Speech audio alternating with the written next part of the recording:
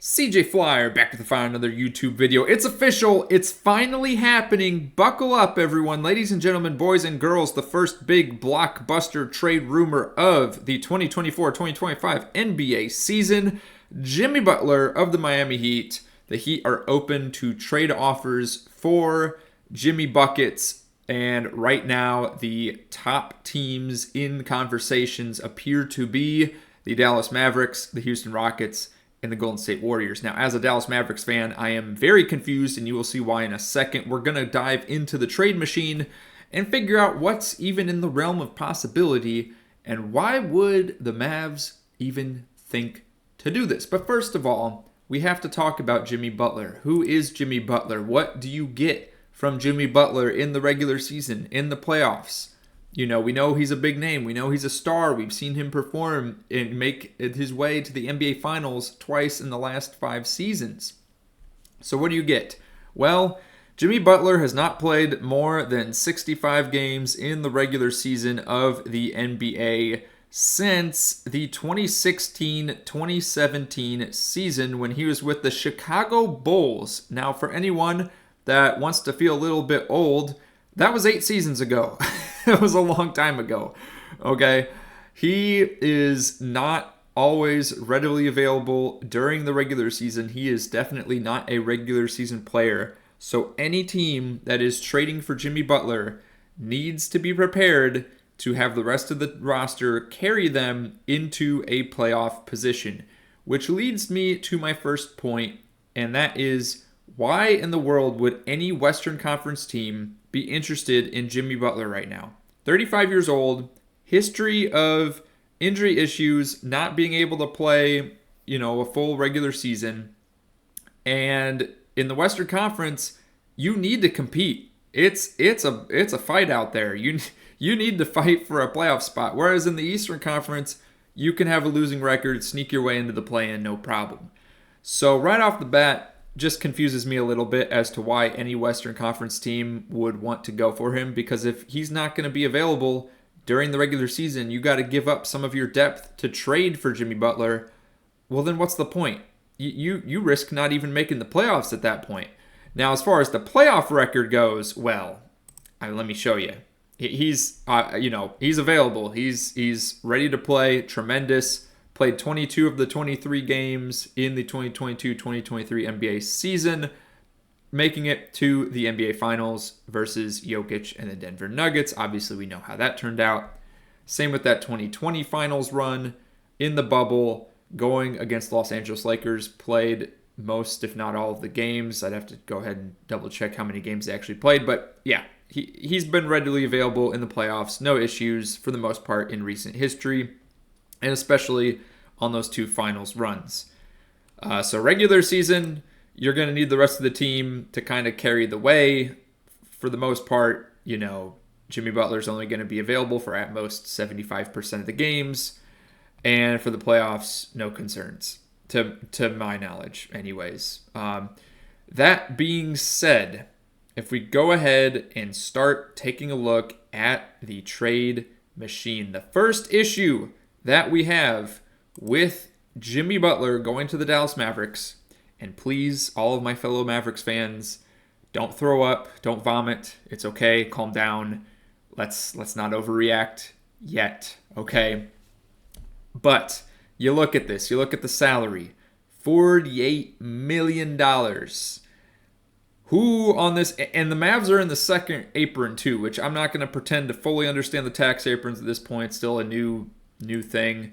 But you just look at the players available to trade for the Dallas Mavericks. I mean, the only way you even get the salaries to line up close without giving up a ton of depth would be to trade Luka or Kyrie, which you're obviously not going to do to get a 35-year-old Jimmy Butler. That makes no sense. So you'd have to give up your depth. So again, we go back to this trade. And I mean, it's just some combination of PJ Washington, Daniel Gafford. You could throw in there Clay as well.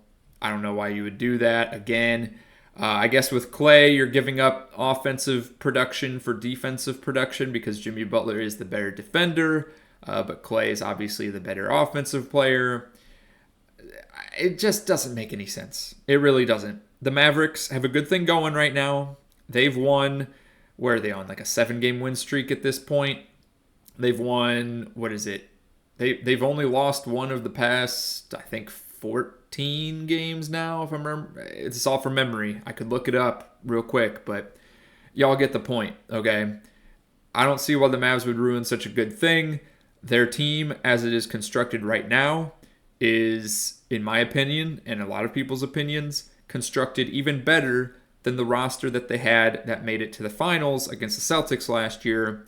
So this is, Dallas Mavericks finals run 2.0 in the making. Why would you give up all that depth? Why would you give up, the pieces that you've managed to put together in this past offseason to improve the roster? Why would you ruin that? Throw it all away for a guy that, yes, he is a great player, but he is, at times unavailable in the regular season. So you may miss the playoffs due to that. In the playoffs, he's there, but we've all seen in the past few years, having depth on your roster is crucial in recent history to make an NBA Finals run. And if you don't have that, I'm sorry, but you're very unlikely to make it very far. The only exception in the past decade has been a team led by LeBron James. And before anyone says, well, what about the Golden State Warriors? That Warriors team had a ton of depth. Okay? People tend to forget because everyone's thinking, oh, Curry, Clay, Durant, Draymond. No, that team had a great bench as well, especially in that 2014-2015 run, but also in the 2017 run. Let's not forget it. So, giving up all this depth to end up with Jimmy Butler on your team, I just don't see why the Mavs would do that. And I got to imagine the only reason the Mavs are in the discussion is to either just, try to ruffle some feathers, if you will, amongst the Mavs organization, and or because Jimmy Butler wants to go to Texas. I just don't understand outside of that. Doesn't make any sense to me. So I saw this meme online. I thought it was pretty funny. I thought I'd share. Shout out to @Mavs_FFL, aka Mavs fan for life. I just thought this was kind of funny. Had to share this. Looking at the other two teams, the Houston Rockets. This one probably maybe makes the most sense as far as the three teams. Jimmy Butler going to Houston. Obviously, the Houston Rockets have had a great start so far to the regular season. So in the short term, I think this does hurt them. In the long term, and by long term, I mean the next, maybe midterm, like next 2 or 3 years, this could be a potential good move to make the Rockets competitive. I don't know. Really, I gotta cut it straight. If I'm any of these three teams, I'm not actually interested in Jimmy Butler at all. We're just entertaining these ideas because of the rumors that Jimmy Butler is being shopped around right now by the Miami Heat. So, what could the Rockets offer? They've got some more flexibility. Fred VanVleet, he's, as far as the salaries and the contracts working out, makes the most sense to include in a deal for Jimmy Butler, unless the Rockets just give up a ton of depth, which they could certainly do. If we take a look at the roster here, the Rockets could give up, throw in Steven Adams, throw in Dylan Brooks, throw in anyone. They could give up all their depth to get a big three, if you will, of Fred VanVleet, Jimmy Butler. Actually, it would be more than big three, I guess. You'd have Fred VanVleet, you'd got Jalen Green, Jimmy Butler. Imagine, you're trading away Jabari Smith Jr. at this point. I don't know. I personally, again, if I'm any of these teams, I'm not entertaining any of this. It's just a bunch of noise. But this is the trade I came up with, threw in Amen Thompson because he's a defensive first player, if you will. Jimmy Butler's one of the better defenders. Perhaps the Heat feel like they can develop Amen Thompson's offensive game. Who knows? Similar build, similar, height. Just throwing it out there. And then Fred VanVleet for the contracts, and then throwing some first-round picks. And then just to make the contracts work, the Heat send over Josh Richardson and Larson. So I don't think again, no one should do this. The Heat are just trying to get Jimmy Butler off their books to get some value back. I don't think any team should be entertaining a Jimmy Butler trade at this point. Last but not least, of course, the Golden State Warriors. Now, as far as which team I think is most likely to make a move for Jimmy Butler of the Dallas Mavericks, Houston Rockets, and Golden State Warriors, I would imagine probably the Warriors. The Warriors, trying to keep fans in the seats. They're in win now mode, desperate to do anything to get Curry another finals run, before he retires.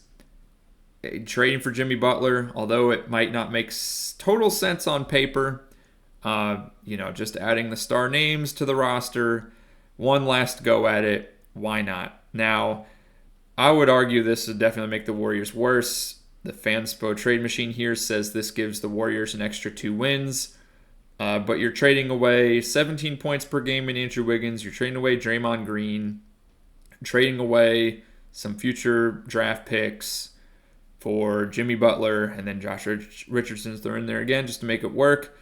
But really, the only other option, if you're not going to include both of Wiggins and Draymond Green in a deal, you'd have to throw in some of your depth. So that's what I've done here for this trade.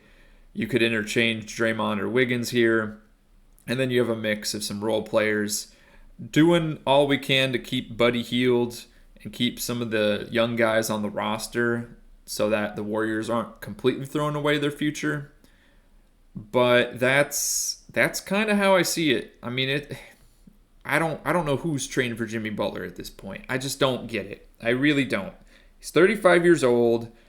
With the way the tax aprons work now, he's being paid so much money. I don't get it. I don't know who's doing this unless the team's really desperate. Perhaps the Heat are just throwing out, making it public early, and maybe we get to late January, early February, and a team goes for it. Because at that point, things are a little bit more settled. The standings, teams might be a little bit more spread out as far as games back behind the team in front.